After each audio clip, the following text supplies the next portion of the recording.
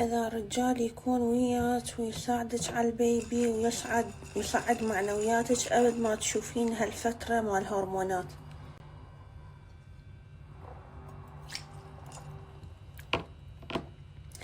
نحكي شي حقيقي جايز بدون ما أجمل لكم الحياة، ولأن مشهورة أنا بعد كل هذا العمر، مواليد 89، يعني عمري 37 وأفتخر، ودائما أحكي مواليدي، وعكس هواي ناس يتجبجبون من أعمارهم. كل شي سويته وحدي، كل شي اشتغلته وحدي، بكيت وحدي، فرحت وحدي، حتى وإن كان أكو ناس قريبين علي، زوج، صديقات، صديق، أهل، كل شي كنت أحاربه وحدي. يعني أنا حتى من صار عندي ظروف، حتى لو متزوجة ما أقول لزوجي، يعني أنا كبرت بطريقة كلش قوية وقاسية بالحياة، داعجني ثمرتها هسه. تدروني صار لي فترة أقعد أقول أني يعني هاي النعمة أوكي، أقول أني قوية وغنيت أغنية قوية وأفتخر أني قوية، بس ما كنت أحس بهاي النقطة العميقة بالقوة مالتي. هسه قمت أحسها وحيل فرحانة بيها هسه، واحد جنيت ثمرات التعب والقوة والدق ما الدنيا دقتني يوم. أحس هسه يلا بدأ يبين علي يعني قوية ويتشبع على نفسي، أفتخر، أحس بإنجاز عظيم. يعني مثلا رئيس دولة من يسوي شي الدولة يحس بإنجاز، دكتورة تولد أو تنقذ مريض من الموت تحس بإنجاز. أني بهالفترة خصة بهاي السنتين أحس بإنجاز عظيم. لا تقولوا لي ليش شنو بيها السنتين، أحس إنه أنا شقد قوية. شوفي مرات أقول أنا من حصر حامل فد يوم من بعد كل الأذى شفته قديم بحياتي، راح أحتاج أهلي كلهم دار مداير، وراح أحتاج ناس تنطيني سابورت ودعم، وزوجي لازم أبد ما يحكي وياي ولا حكاية، ولازم يكون مساندني ويحبني وحبه حياتي بس من صار الموضوع حقيقي هسه قمت أحس كل شي ما أحتاج لحد، وأنا هنا مصدومة إنه أنا شو مدى أحتاج لحد. كلش معتمدة على نفسي، أطبخ لنفسي، أطلع أكمل شغلي بنفسي، لأن زوجي مو دائما وياي، هو يسافر وهواي عنده شغل، فكله أني ومضايجه، وعادي عندي، وأهم شي عندي مركزة على هدف النونو، ومضايجه وسعيدة وعادي. أهلي كلهم مشغولين، وأصلا كلهم سافروا، يعني أني ما بقى عندي أحد بالعراق، وعادي عندي، ما يعني مدى أشوف فد إنه لازم ينطوني سابورت أو دار مداري تكون ناس هواية.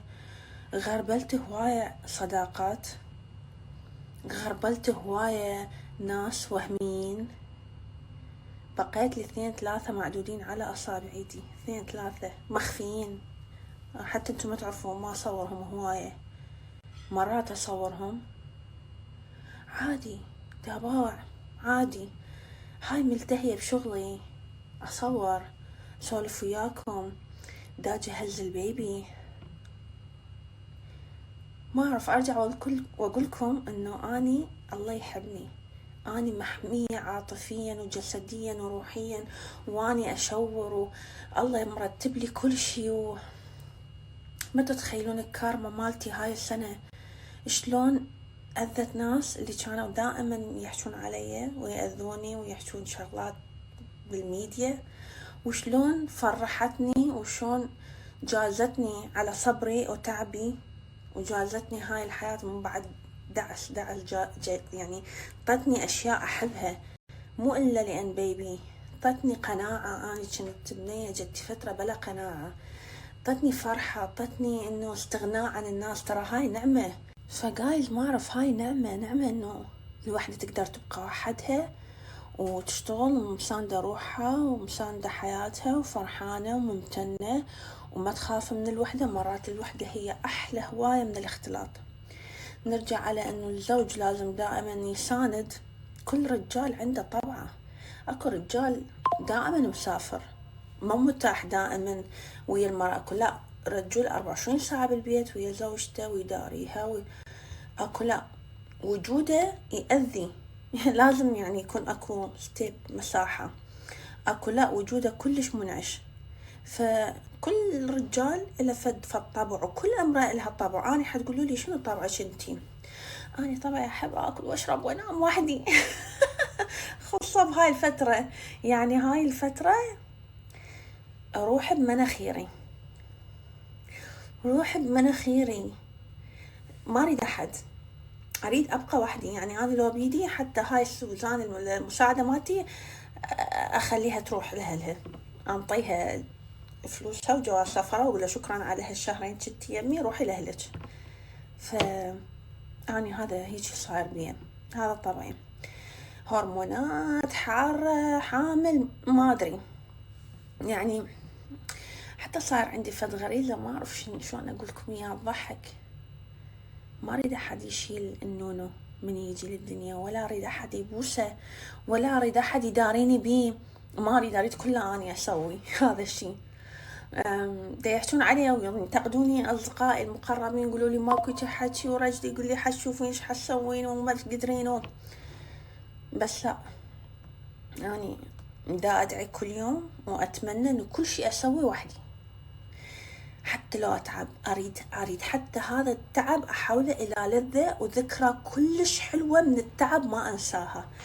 أنا أريد هيك، ما أعرف، بحيث ما أريد أحد يمي، وما أريد أحد يساعدني.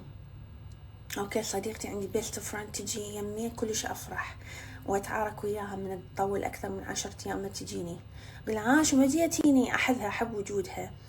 بس إنه أحس إنه أنا أريد وحدي، يعني أقوم متحفظ، أسكت، ما أنام، ما أدري، ما راح أشوف، أحاول ما أنام، يعني أنا ما أريد أنام، يعني راح أحاول. حلو الإنسان يكون قوي ويستمد القوة من نفسه ومن حياته ومن الدهسات اللي دهستها إلى الحياة، ويعني يقوى على الدنيا. فأحس قوتي كل هالسنين ما عاد استثمرتها بشغل، بتحديات ويا ناس مثلا كانوا يريدون يطبون حياتي، اقتحموها، يأذوها، طلعتهم كش ملك وأصير أحسن ودائما أصعد وأتطور. هسه استثمرته حقيقي أكثر. هسه بوقت اللي أني تعبانة أحس استثمرت قوتي بمكان الصح، وأنطي عليه جائزة أوسكار والله.